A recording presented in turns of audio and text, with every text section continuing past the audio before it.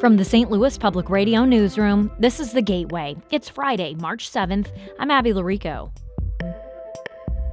A show at the Kemper Art Museum includes artists from around the globe who imagine a more sustainable future informed by indigenous knowledge. Many of the artists are thinking about resilience and thinking about who gets to thrive, who gets to survive, not just plants, but also people. St. Louis Public Radio's Jeremy Goodwin speaks with artists who call for a better balance between humans and the environment. That story's coming up after this news on The Gateway. The Missouri legislature is possibly 2 votes away from placing the St. Louis Metropolitan Police Department under state control. St. Louis Public Radio's Sarah Kellogg reports. After nearly 10 hours of negotiating on Wednesday, Senate Republicans and Democrats reached an agreement on a wide-reaching public safety bill. The legislation includes placing control of the St. Louis Police Department under a state-appointed board. The board would consist of the mayor, 4 citizen commissioners, and 1 non-voting commissioner. The commissioners must also be confirmed by the Senate. Democratic Senator Stephen Roberts said as someone who represents part of the city, he cannot support the bill despite the changes to it. I cannot vote in favor of a bill that allows the state to take power and accountability away from local elected leaders. The Senate is slated to vote on the bill on Monday. If the House passes it as is, it then goes to Governor Mike Kehoe. In Jefferson City, I'm Sarah Kellogg, St. Louis Public Radio. The Missouri Senate passed a bill yesterday that would raise the age of marriage to 18 years old without exception. Currently, 16 and 17-year-olds can marry with parental consent. The same measure passed the Senate last year but died in the House of Representatives. Bill sponsor Tracy McCreary, a St. Louis Democrat, said while introducing the bill for debate on Monday that banning child marriage is necessary to protect children, especially young girls. Currently, Missouri ranks 16th in child marriage per capita. Child marriage puts children at higher risk of mental and physical health issues, intimate partner abuse, social isolation, and poverty. The bill passed the Senate with almost unanimous bipartisan support, with only Senator Mike Moon voting against. It will now head to the House. Illinois Governor J.B. Pritzker is pushing for a cell phone ban in schools. Capital News Illinois reports Pritzker is asking lawmakers to pass a bill this spring that would prohibit students from using cell phones during instruction time. Pritzker's proposal includes several exemptions, including in cases of emergency. His plan would also not prohibit students from using phones at lunch or between classes. Last week, Missouri lawmakers also talked cell phone bans. The Missouri Senate gave bipartisan approval to a bill prohibiting cell phone use during the school day, including during lunch and passing periods, with exceptions for emergencies or as part of a classroom activity. A 2023 Pew Research poll shows 72% of high school teachers believe cell phones are a major distraction. Illinois may not be getting a new state flag after all. Illinois Secretary of State Alexi Janulius announced the winner of a statewide flag redesign contest is the current Illinois state flag. The contest received thousands of design submissions, narrowing it down to 10 finalists for the public to consider, and turns out voters picked what has been often called a seal on a bedsheet look. And the results are, let's just say, overwhelming. The current state flag received more than 165,000 votes, or about 43% of the total vote. The Illinois Flag Commission will send its findings to members of the General Assembly, who will ultimately decide whether Illinois needs a new state flag. Operation Food Search says an expansion is helping combat an upward trend of food insecurity in Missouri and Illinois. President and CEO Kristen Wild says a recent $10 million renovation to its Overland facility will make it possible to accept more donations from local grocery stores and farms. Prior to the renovation, we had gotten to the point where we had to sometimes turn away donations. We had to find off-site storage. We had to rent refrigerated trucks. Wild says that more cold storage also means that they can keep more fresh and healthy food options on site.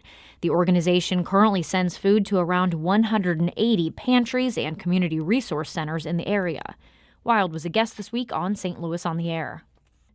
Viewers around the world can now tune in to watch a pair of bald eagles in Jackson County, Missouri. As Hector Alejandro Arzate reports, bald eagles were once an endangered species. Today, there are about 200 nesting pairs in Missouri alone. Bald eagles typically mate for life and can produce 1 to 3 eggs each year. This spring, you can tune in to watch a pair on the Blue Springs Eagle Cam channel on YouTube. The camera feed is the only one of its kind in Missouri, and Chris Kane with the Department of Conservation says viewers might be able to see their life cycle up close. The hope is that the parent birds will have mated and will lay eggs, and then those eggs will hatch, of course. While there's no guarantee that the pair will have chicks, Kane said he's still excited for people to connect with the iconic birds. I'm Hector Alejandro Arzate.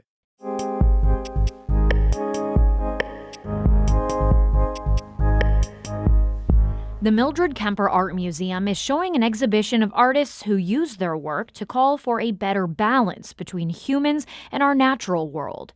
The exhibition Seeds, Containers of a World to Come features work by 10 artists. Many look for solutions to environmental crises and the practices of indigenous people around the globe. As St. Louis Public Radio's Jeremy Goodwin reports, some of the artwork grew from the work at an urban garden in the Old North neighborhood. On a brisk and sunny morning, Juan William Chavez shows me around a rambling garden, wrapped around the little brick building that houses his one-room Northside workshop. This is our woodland habitat. You're going to see on the perimeter various sizes of logs. Someone driving by on the way to Crown Candy a few doors down could mistake the garden for an overgrown yard. But every tree, bush, and plant is here for a purpose. Leaving the leaf litter, the kind of dried out plants, piles of organic matter, this is all habitat for native bees. Visitors to Northside Workshop learn about ecosystems and take home a native plant to care for. Like others in the Kemper exhibition, Chavez is a social practice artist. That means, sometimes the museum commissions him to create an installation, like the Kemper did. But he also works directly with people in the community and informs his work with research. The crowded shelves in the workshop make clear there's no division here between the arts and science. Yeah, we have some microscopes here. Lots of paper, lots of paint, markers. It's all about cultivating that curiosity, looking at plants underneath the microscope. Chavez's installation for the show includes ceramics and gourds referencing his Peruvian roots and stuff from Northside Workshop that underlines a message.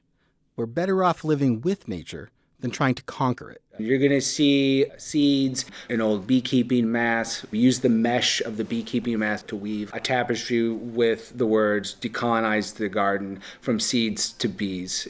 He says the rigidly ordered American garden evolved from European aristocrats' efforts to impress each other. Chavez prefers a more natural mix of trees, plants, and grasses, and a social order where indigenous people have self-determination rather than answering to colonial rulers. Meredith Malone is co-curator of the Kemper Show. Many of the artists are thinking about resilience and thinking about who gets to thrive, who gets to survive, not just plants, but also people. Some artists envision a sustainable future by looking to the past. A steel sculpture by Salvadoran artist Beatriz Cortez evokes both a space capsule and the storage vessels for food and water that Mayans carved into the ground. To make their new epoch seed library, artists Ellie Irons and Ann Percoco visited St. Louis in October and harvested from weeds at Compton Hill Reservoir Park in Compton Heights. Snow covered the ground when they revisited the spot on a bone-chilling late winter morning. This overgrown, weedy hillside is really nice for us because there's a lot of plants, a lot going to seed, a lot to collect. That's Ann Percoco. Ellie Irons says they travel prepared. Just in case, depending on what we did today, we shoved a few envelopes into our pockets. We always wander around with envelopes in our pockets. This one actually had pokeweed in it. Irons says plants we dismiss as weeds could be allies as we wrestle with the disastrous effects of global climate change. A dandelion popping out of a sidewalk crack is a companion plant. And if you collect seeds from a dandelion, you can reduce some of that cultural amnesia that we have around our ability to be in touch with and collaborate with plant relatives. I think of it as building solidarity between humans and plants to weather climate chaos. The two walk around some more and go try to identify some wild grasses poking through the snow. Some shed tiny seeds, each one perhaps ready for a chance to defy the odds and survive. I'm Jeremy Goodwin, St. Louis Public Radio.